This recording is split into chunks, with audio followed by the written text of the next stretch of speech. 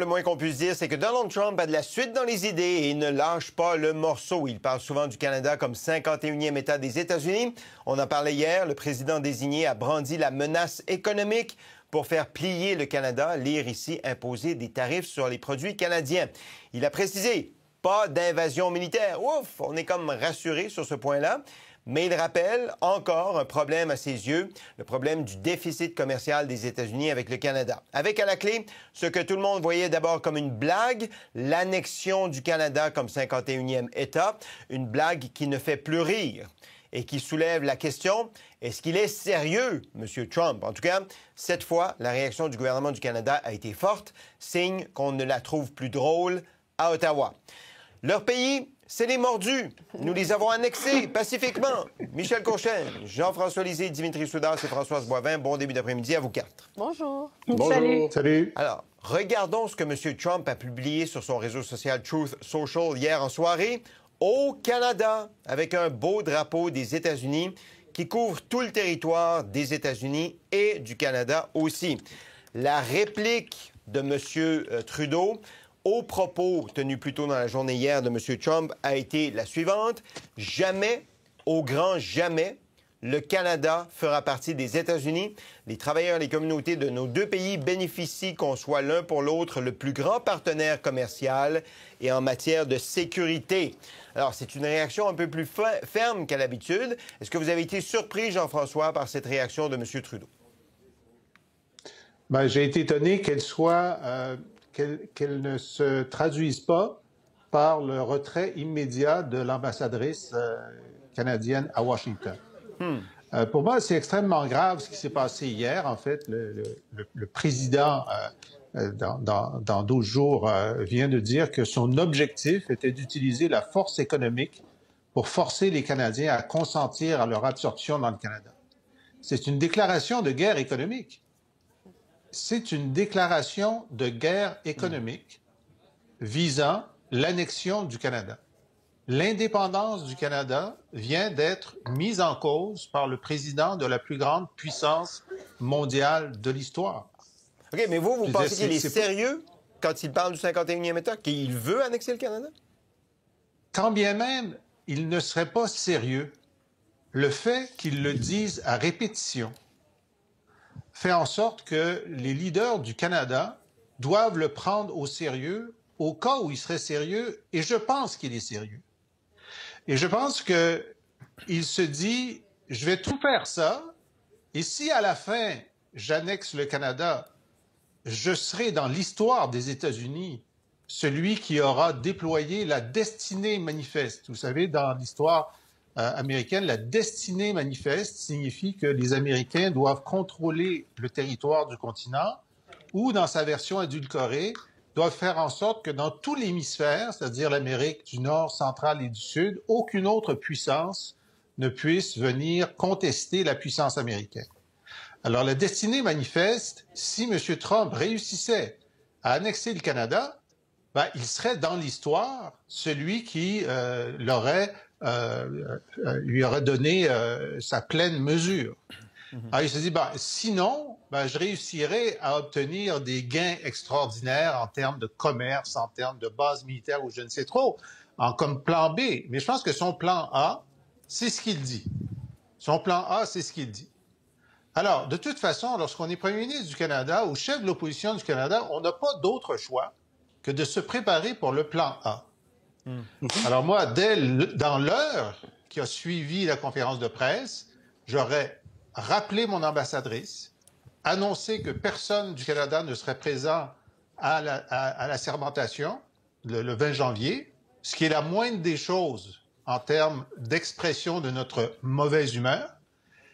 J'aurais, c'est ce qu'il a fait tout à l'heure, convoqué les premiers ministres, bien sûr, et ce que j'explique là dans un texte que je viens de mettre en ligne sur le site du Devoir qui s'appelle « Menace existentielle », moi je pense que M. Trudeau devrait demander à Pierre Poilievre de co-présider avec lui la rencontre des premiers ministres, de l'élargir, cette rencontre de premiers ministres, avec les autres chefs de parti, faire en sorte que pendant plusieurs jours, on discute avec des économistes, des diplomates, des experts, de quelles sont les stratégies qu'il faut mettre en œuvre, annoncer que nous préparons pour le lendemain du 20 janvier des mesures de rétorsion économique pas égales à celles qui seront annoncées, mais proportionnelles à l'impact que ça aura sur notre économie.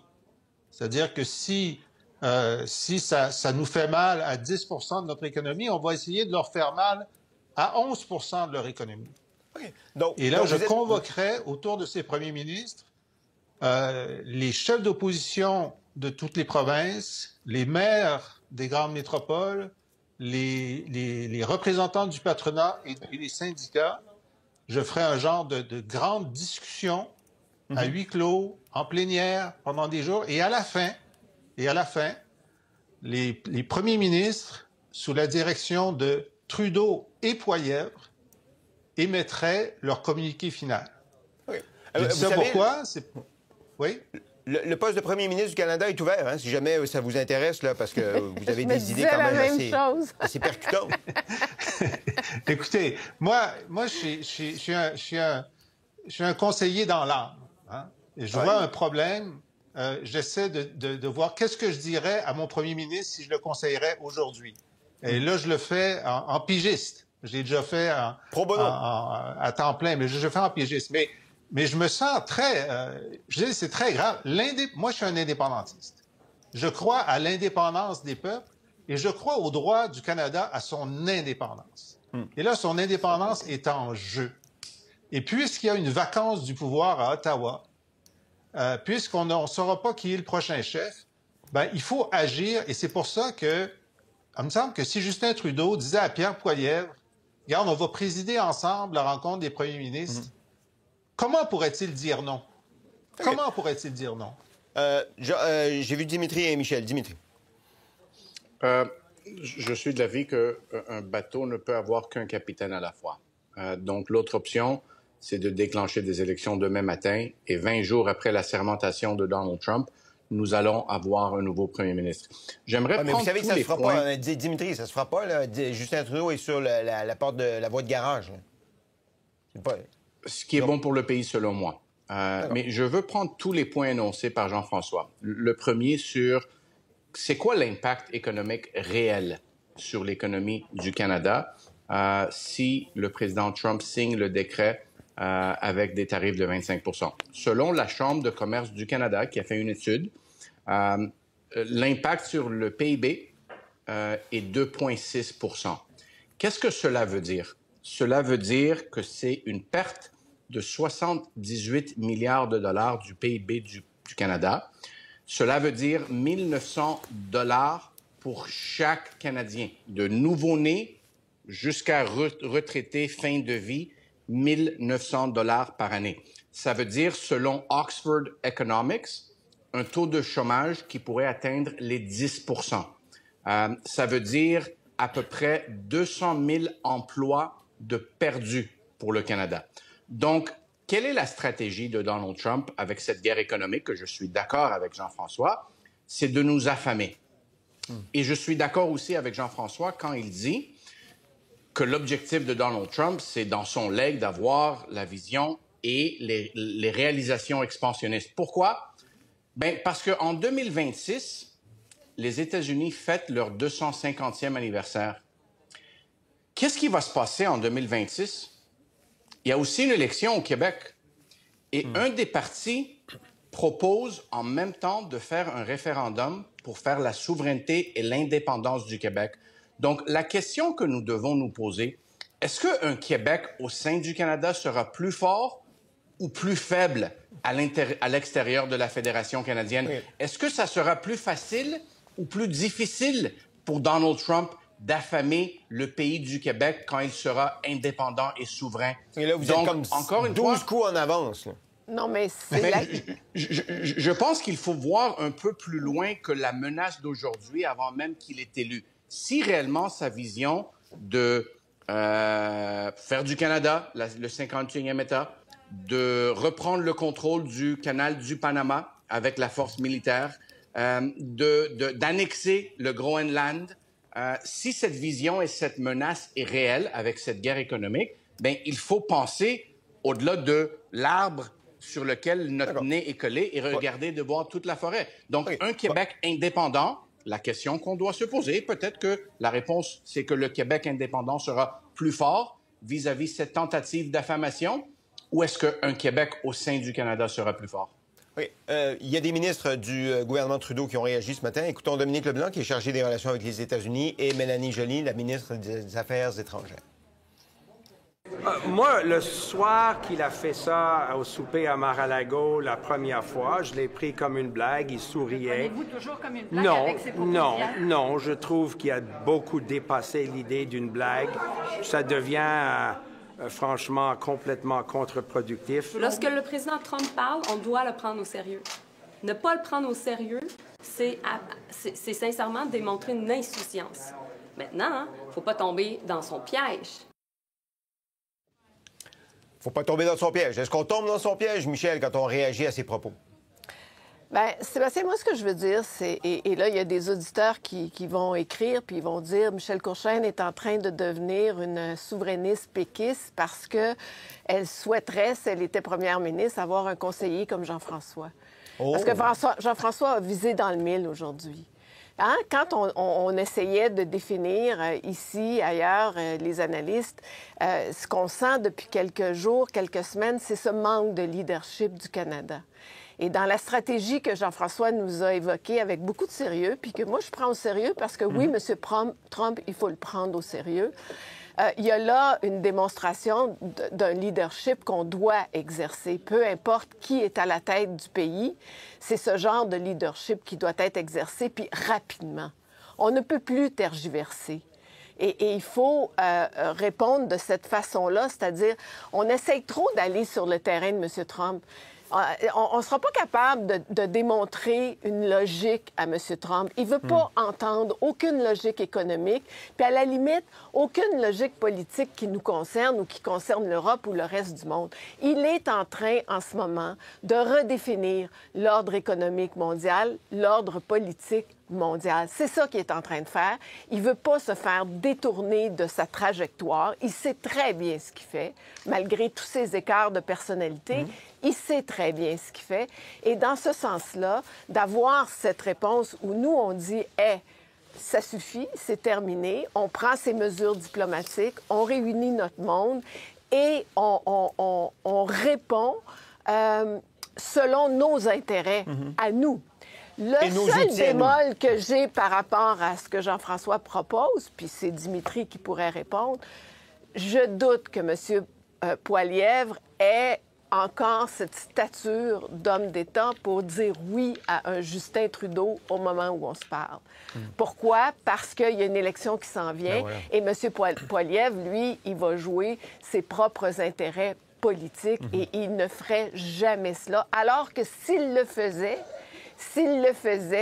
bien, il démontrerait qu'il a la stature d'un premier ministre d'un pays comme le Canada. Exact. Bon, ça, c'est une opinion que je livre. Maintenant, ce que Dimitri dit est très intéressant parce que M. Trump, ce qu'il est en train de faire indirectement en ce moment, c'est de définir la question de l'urne de la prochaine campagne électorale fédérale, mais aussi la question de l'urne de la prochaine campagne provinciale. Et c'est évident que là, ça va venir jouer complètement, totalement dans les plates-bandes d'un Paul Saint-Pierre Plamondon. Et ça sera, comment dire, et ça n'a rien à voir avec une campagne de peur. J'ai pas le goût que le chef du Parti québécois me dise « Ah, là, vous êtes en train, les fédéralistes, de nous jouer une campagne de peur. » Ça n'a rien à voir. Non, ça n'a rien à voir parce que ce que M. Trump est en train de faire est suffisamment sérieux et grave que ça a un impact chez tous les Canadiens et les Québécois en ce moment. Puis on le voit, regardez autour de vous. Pas besoin d'aller loin, aller à l'épicerie, aller n'importe où. C'est en train de devenir une conversation où les gens sont extrêmement inquiets et sont inquiets pour leur quotidien, pour leur sécurité financière, mais sont inquiets aussi pour leurs emplois, sont inquiets pour, comme disait Jean-François, la souveraineté du Canada. Et c'est ça qu'il faut réaliser en ce moment. Et est-ce qu'on va trouver la bonne réponse? la bonne stratégie, le bon moyen, c'est ça qui reste à déterminer. Et les gens politiques en ce moment au Canada ont une énorme responsabilité sur les épaules. Énorme responsabilité sur les épaules. Et les prochains jours, prochaines semaines, prochains mois vont être cruciaux pour notre avenir. Parlant de réponse, M. Trudeau, hier, a répliqué à Donald Trump en français. On vous a montré sa réplique, mais aussi en anglais. Et il a reçu une réponse à sa réplique en anglais. Voici sa réplique en anglais. « There isn't a snowball's chance in hell ». C'est quand même une expression assez jolie, là. « That Canada would become part of the United States ». Donc, il n'est pas question que le Canada devienne une partie des États-Unis.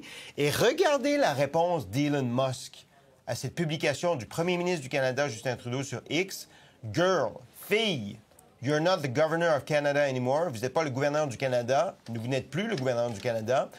So, it doesn't matter what you say. Ça n'a aucune importance ce que vous dites en ce moment. C'est quand même quelque chose. Elon Musk, qui est proche de Donald Trump, on s'entend, mais qui n'est pas un élu, là. Françoise, quand vous voyez ça, vous réagissez comment? Bien, réagir à Elon Musk, on pourrait passer une émission que sur ça, puis ça serait lui donner beaucoup trop de visibilité à mon point de vue. Ça montre le peu de classe du personnage. Le peu de classe d'un personnage qui est extrêmement riche et puissant, j'en conviens, mais qui est devenu riche et puissant en bénéficiant de beaucoup de largesses gouvernementales à droite et à gauche. Alors, moi aussi, j'ai envie de lui dire, « Girl, sais-tu, je prends tes déclarations avec un grain de sel compte tenu du personnage. » Mais je pense que je veux revenir un peu sur les discussions de mes collègues par rapport aux démarches qui devraient être entreprises. Au-delà des déclarations sur X et ailleurs, moi, j'aimerais voir ce que Michel aime bien dire, un plan. Autrement dit, montrer, on n'est pas si puissant par rapport aux États-Unis, on en est tous conscients, mais on a certainement une valeur économique. On fait des affaires avec eux et c'est pas pour rien. Je vais vous donner une petite anecdote. Je suis présentement aux États-Unis. Vous devriez voir le nombre de commerciaux, de grosses entreprises, genre acier, construction, etc., qui disent « achetez maintenant ». Parce que dans un mois et quelques, ça va augmenter. Les prix vont augmenter. Parce qu'ils sont conscients que les tarifs que Donald Trump va imposer vont avoir un impact sur leur économie. Donc, ils tentent de profiter présentement de deux choses. Du fait qu'il n'y en a pas de ces tarifs-là au moment où on se parle, mais aussi de la dévaluation de notre dollar. Et ce qui m'inquiète par rapport à nos dirigeants, je ne suis pas certaine qu'on doive avoir la réponse aussi importante que mentionnait Jean-François, de sortir l'ambassadrice, etc. Je pense qu'on ferait rire un petit peu de nous autres. Ça ferait même pas un pli sur la différence par rapport à ce que Donald Trump dit. Dites-vous une chose, Donald Trump, là, en 3 ans et demi qui lui reste, parce que c'est à peu près tout ce qui lui reste, il faut qu'il aille chercher le Groenland, le canal de Panama et le Canada.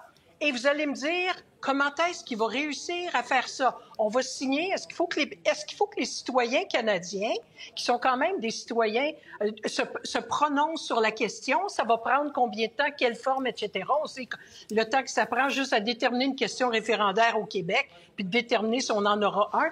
Il y a tellement d'étapes. Une autre anecdote que les gens d'ici me disent, c'est « Hey, mais pourquoi est-ce qu'ils nous parlent de ça? » Moi, ce que je veux entendre parler, parce que c'est ce qu'il nous a dit pendant la campagne électorale, c'est comment il va nous débarrasser de tous ces irréguliers qui sont ici et que je vois partout. J'entends plus d'espagnol où je suis que de n'importe quoi d'autre. Puis peut-être que c'est du cubain, je le sais pas, là.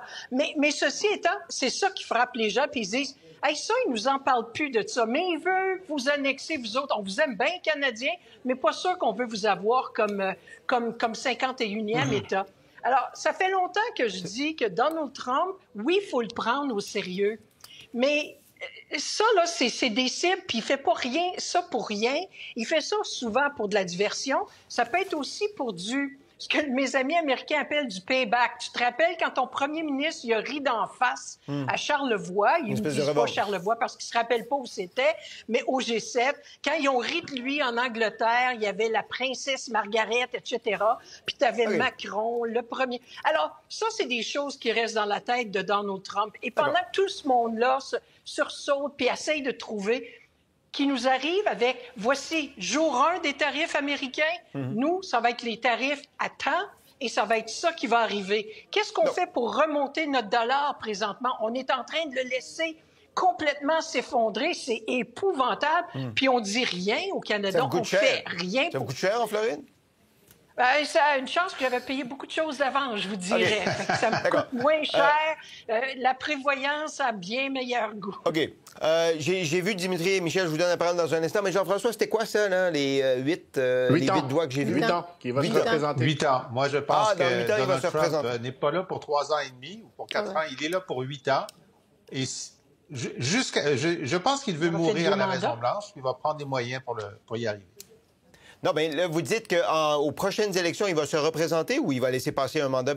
Parce qu'il peut juste faire 2 mandats, n'est-ce pas? Selon la Constitution. Maximum 2 mandats. Oui.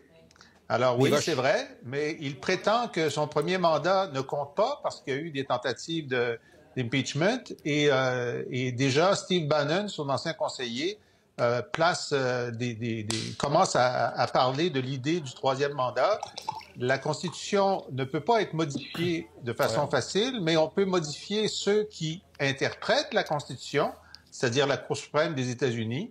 Et finalement, comme ils ont décidé que le président était complètement à l'abri de toute poursuite criminelle, même s'il commandait à son armée de tuer son adversaire politique, peut-être que la Cour suprême, finalement, décidera que c'est vrai qu'il a droit à un 3e mandat. Mais quoi qu'il en soit, nous sommes en face d'un dictateur en puissance. Et je pense que s'il est en santé dans 4 ans, il voudra rester. Oui, mais il a été élu dans un système démocratique, Jean-François. Oui, mais... Exact. Il a été élu. Et s'il n'avait pas été élu, il aurait prétendu avoir été élu. On n'est pas en face d'un républicain de l'ancien monde, là. Lui, il aime les despotes et il va tout... D'ailleurs, la première chose qu'on va voir, c'est comment va-t-il truquer l'élection de la mi-mandat pour ne pas perdre sa majorité à la Chambre. Ça va être très intéressant. Mais il va vouloir rester président aussi longtemps que possible. Il y a quand même des contrepoids aux États-Unis. À voir comment ils vont fonctionner, par contre. Dimitri et Michel. Dimitri. Premièrement, le plus grand levier du Canada vis-à-vis les États-Unis lors d'une guerre économique, c'est l'énergie. C'est le pétrole, c'est le gaz naturel et c'est l'hydroélectricité. Le problème, c'est que nous n'avons pas un plan B exécutable. Qu'est-ce que je veux dire par ça? Le pétrole, c'est du pétrole brut. Juste pour vous donner une idée, les réserves pétrolières du Canada sont estimées à 168 milliards de barils. Les réserves de gaz naturel sont estimées à 143 billions de pieds cubes. Valeur totale, 10 000 milliards de dollars sur les conditions du marché actuel. Notre plan B exécutable n'existe pas. Pourquoi? Bien, premièrement, on prend notre pétrole brut et on l'envoie aux États-Unis pour qu'il soit raffiné. Notre gaz naturel, nous n'avons pas avancé d'un iota sur les usines de liquéfaction de gaz naturel pour pouvoir les exporter soit en Asie, soit en Europe. Donc, demander à Yves-François Blanchet, Jagmeet Singh et Pierre Poilievre de sauver le cul de Justin Trudeau à minuit moins 1, pour faire quoi? Pour mettre des tarifs sur du bourbon? Pour faire quoi? La seule option nucléaire du gouvernement du Canada, c'est de mettre des tarifs qui pénalisent nos exportations énergétiques aux États-Unis. Soyons honnêtes avec nous-mêmes. Nous ne sommes pas prêts pour cette guerre économique. Et en ce qui concerne Donald Trump, hier, on lui a posé la question sur M. Poilievre, puis c'est comme si il s'en fout si M. Poilievre gagne ou ne gagne pas la prochaine élection. C'est un mégalomane napoléonique qui veut tout simplement élargir la géographie de son pays. Il veut conquérir le Mexique, il veut renommer le golfe du Mexique. Et la réalité, c'est qu'on s'en va à une guerre économique avec une slingshot. Michel, en conclusion. Il veut Wayne Gretzky. Ah, comme premier ministre, oui. Michel. Juste faire du pouce sur ce que Françoise a dit. C'est vrai que les exportations, depuis 3 mois, augmentent de façon importante au Canada pour les raisons que Françoise a mentionnées. Mais on peut pousser un peu plus loin, puis la logique de Dimitri de dire, il a raison aussi, on devrait tarifer l'énergie, mais savez-vous quoi? À la veille d'une campagne électorale fédérale, on ne le fera pas, on ne va pas le faire. On va pas. Pourquoi? Parce que l'Alberta ne veut pas qu'on tarife l'énergie.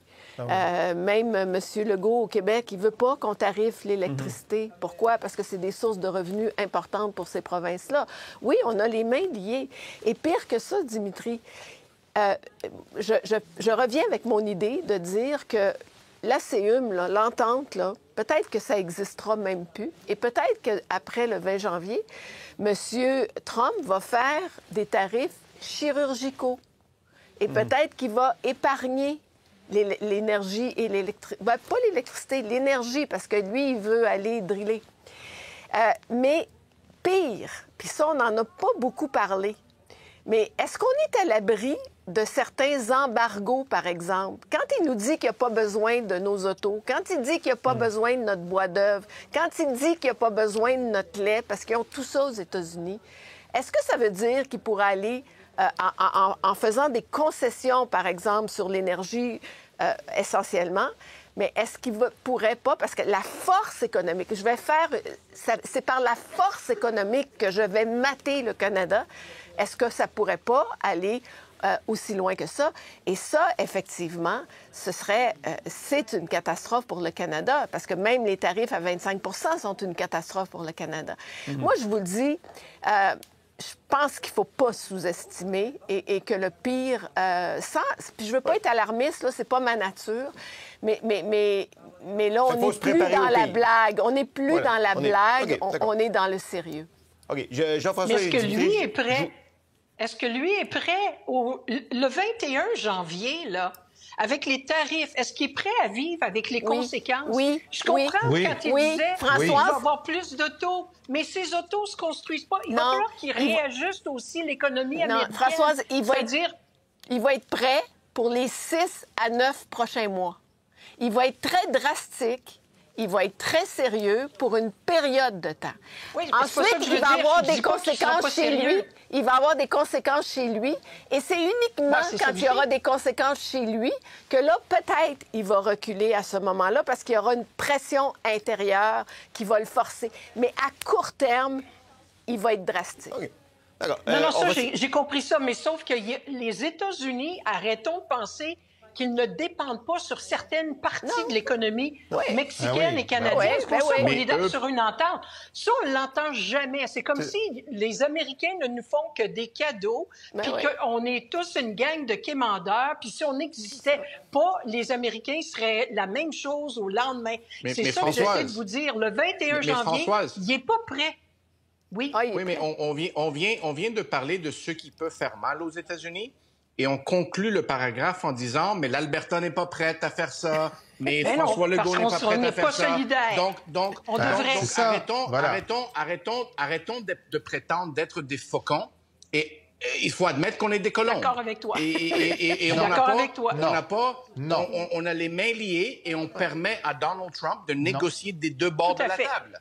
D'accord. Okay, Moi, je coupe l'électricité, je coupe le pétrole, puis je m'en reparlerai le 21 janvier. D'accord. Pour voir nos émissions en entier, rendez-vous sur la chaîne ICI RDI.